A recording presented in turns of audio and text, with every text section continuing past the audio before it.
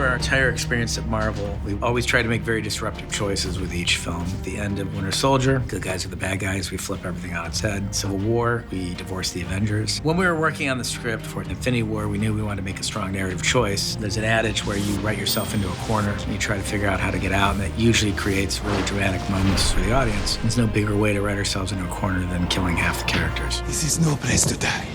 Visualization was purely just, we thought about the elemental aspect of your body and what happens to it, and that's accelerating the decomposing process. As far as who went to dust, everything's always built upon story, and we'll just say that there's a reason that the original 6 Avengers are left. It was all story-driven. It was who was where and which character dynamics we wanted to exploit. We knew that we wanted Strange and Tony together because we wanted to see the two egotistical characters going at each other. We knew we wanted Peter with Tony. What you gonna say? You should not be here. I was gonna go home. I don't want to hear it. Tony Stark and Peter Parker developed a father-son relationship over the course of 2 films. So we felt like that would be hard to watch. And it was hard to watch on set, and it was hard to watch for the audience, I think.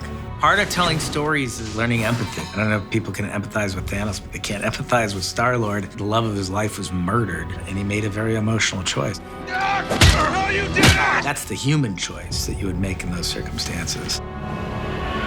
All of these characters make flawed choices. Thor is on a journey of revenge after suffering this horrible opening scene defeat where Thanos kills his brother and Heimdall and wipes out many of his people. How does he stop Thanos?